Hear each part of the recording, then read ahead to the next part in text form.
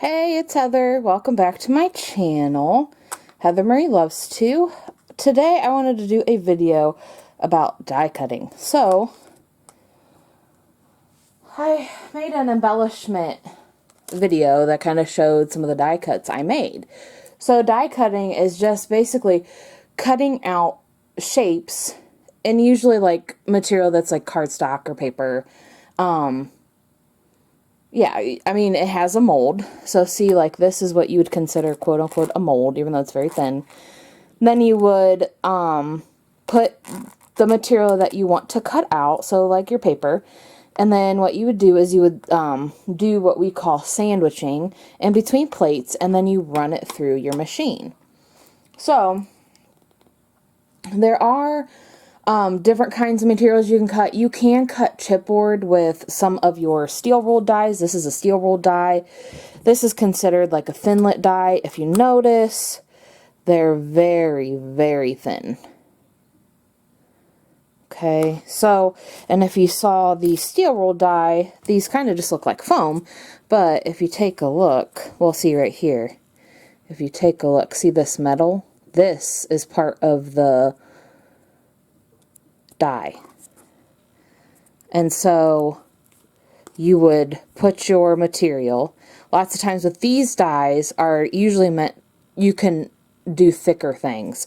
Not that with some of these I haven't done thicker things, it just sometimes takes a little bit longer. But definitely you can cut out cereal box material and that cuts just fine. So, and this would just go in there and then you would put that and then it cuts it all out in that shape. So, and then these are nice because this is a Tim Holtz die. It's the big ticket. I think I got this from Tuesday Morning. But anyway, so there are different types of machines. Now, I own 3 different machines. And I know that's kind of like, well, is that overboard? My very first machine is the Cuttlebug. Many people have probably seen this. And this is actually the Anna Griffin. The Anna Griffin kind, her model, let's put it that way, because she does the silver, or the silver. Why do I always look at gold and say silver? She does the gold and like beige or whatever. So this is one machine. I also have an electric machine by Anna Griffin as well called, ooh, you guys are making me use my muscles today, the Empress. So as you can see, it's the Empress, and this particular machine is electric. I unplugged it, but if you see that middle button is on, and then the left button that says run, you would press that in order to run your plates through, and then reverse would, usually if you get something stuck, you'd have to press reverse. Usually I just run it all the way through, and see. But as you notice, maybe you didn't, but as you notice, ooh, this will not fit in there. So if you want to cut these, you have to have another sort of machine. Now, the Cuttlebug will most definitely cut these steel rolled dies. Okay? But it has a little trouble cutting them with thicker material. So I do have, let's see, I'm going to use my muscles again here. I do have the Sizzix Big Shot, I think it's the Plus. Yes, Big Shot Plus. So see, it's this. And see, this is manual. So the 2 different kinds of machines are, you have the manual where you hand crank it. So you hold this and then you crank it. So that is the same one. And then the Empress that I showed you is the electric kind. And you know, it really doesn't, it's all per preference, basically. And what I mean by that, with that hesitant to basically, is a lot of people that have issues with their hands or they have arthritis, they do prefer the electric cutting machines. Now they are a little bit more pricier because obviously we know how electronics goes, let's face it. So, but I have all 3 of those, so I can cut different ones. And the Cuttlebug, see how, okay, so if you open it, this is where the plates go through. So see, this is big enough to go through. It sometimes takes a little finagling, but usually it does pretty good. But as you can see, this isn't the biggest of openings. Now, the Big Shot Plus that I has a bigger opening. So some of your Tonic Studio dies that are larger, you know, they have, you know, dies that are this big. Well, that's not going to fit through here. So that's kind of why I ended up having 3 machines. I don't use the Cuttlebug as much, obviously, when I first got it. I used it all the time. And then when Anna Griffin brought out her Empress machine, the electric one, I ended up going with that because I just really wanted an electronic machine, and for me, that's just something that I wanted to have. Well, then I started getting some of those Tonic Studio dies, and of course they're bigger dies, so I had to get the Big Shot Plus. But the Big Shot Plus, I got a huge bundle deal. I got it for like 20% off and free shipping and all that kind of stuff. So I kind of lucked out. So as you can see, this is how I store my dies, at least the thinlit ones. So this is magnet sheet. I get this from, I believe it's called the Marietta Magnet Company. They're actually based in Ohio, where I live. I get them off eBay. So it's kind of like, ooh, I'm kind of supporting, you know, the same state at least. Business, and I'm pretty sure, you know, they're not obviously industrial or anything, but as far as their company, but heck, if I can, you know, try to, you know, support USA businesses, I'll try to do that.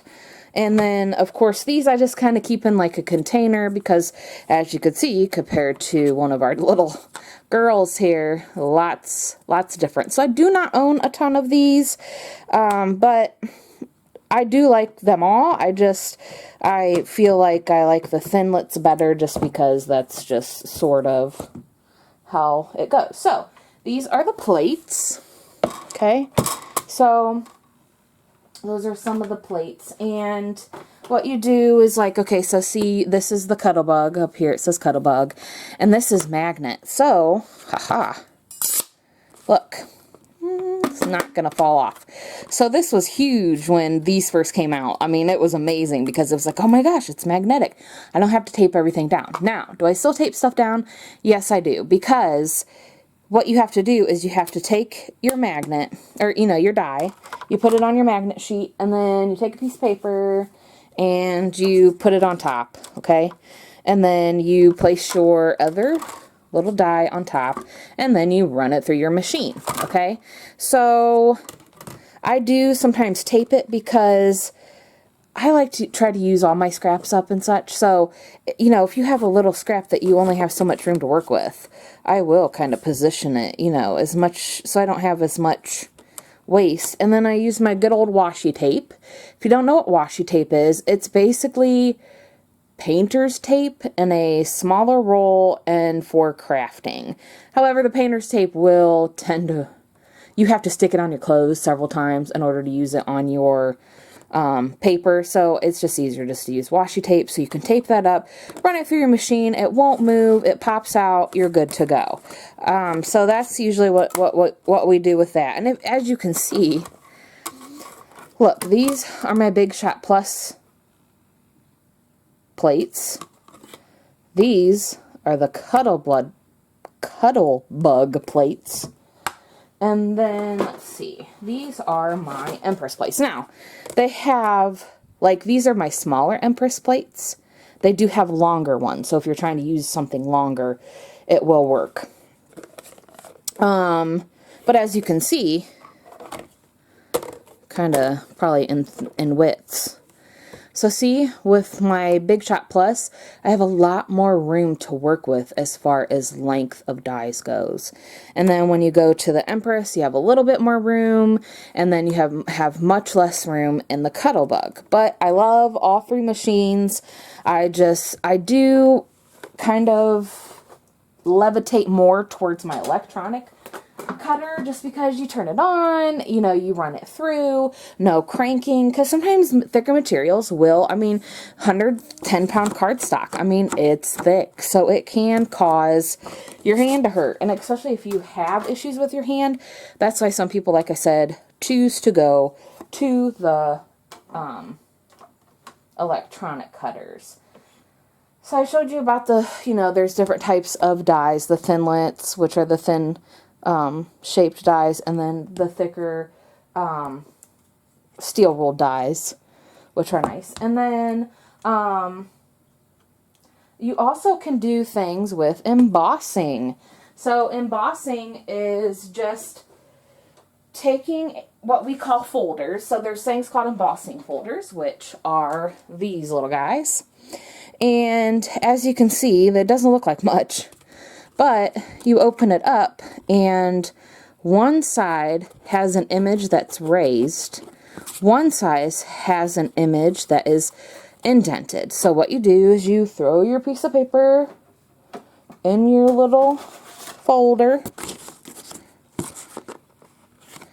and then you put it in, and it will emboss this pattern. So if you saw my one video, I did show you one that showed that, and I mean, I have tons of these. They're just really nice to have because they add dimension to your projects. Even if you just don't do anything else, you can literally like emboss this, put a few words on it in a different color, and it looks really good. At least in my opinion, it does. So, let's see, maybe I can try to move all this crap out of the way. Let me move this stuff out of the way and then get my sandwich together, and then I'll show you how it works.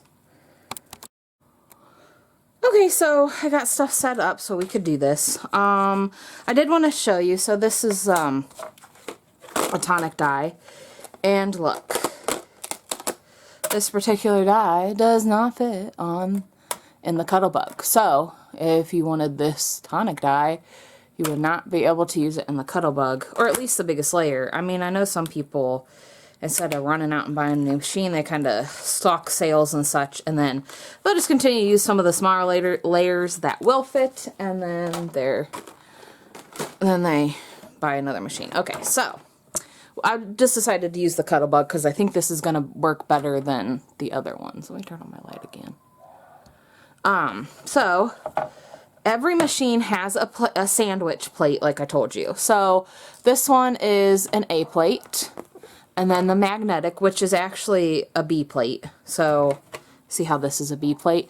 Now you see how scratched up and marked up this is? And do you see how that is not level? Do you see how it's like bowed? That is normal. This is going to happen with all die cutting machines for the most part. Because what you're doing is you're taking a piece of metal, you're running it, and this gets scratched up, okay? And then it's going to bow because, you know, if you do something down here, it's going to scratch up there and kind of bow down here. And so you kind of got to be good at trying to cut evenly. And sometimes even doing that, it's still not going to work. It's not that big of a deal. When they get too scratched up, you do have to kind of pitch them. But for me, it's taken an extremely long time to scratch one up to the point where it can't be used or salvaged at all. So another tip is, so if you're using your plates, you know, like these ones, see how, now see I have a couple of these B plates. See how these are not scratched up, they're not bowed. These are ones that you don't use all the time. So you want to use the one that's scratched up. So the top part of your die, which see how these are the cutting lines, even though they're not sharp, when you put them through the sandwich, it cuts the paper. So see, this is the flat side. See how there's nothing. So these are the cut side, okay? So so you always want to just try to flip, and you want to use one plate for doing so. I don't want to just keep scratching up like 5 different plates because you want to use one until you can't use it anymore. So just going to cut her out in white. We could always ink her later or what have you. So, well, we're just not going to pay too close attention to... There we go. So, I'm just going to tape her just because I would do this anyways. And then I actually probably could use... Oops, hopefully my fold in. I save these until they're like not sticky whatsoever, so... I mean, you don't have to tape it up that much, but you get the gist. So, then you could cut around the paper.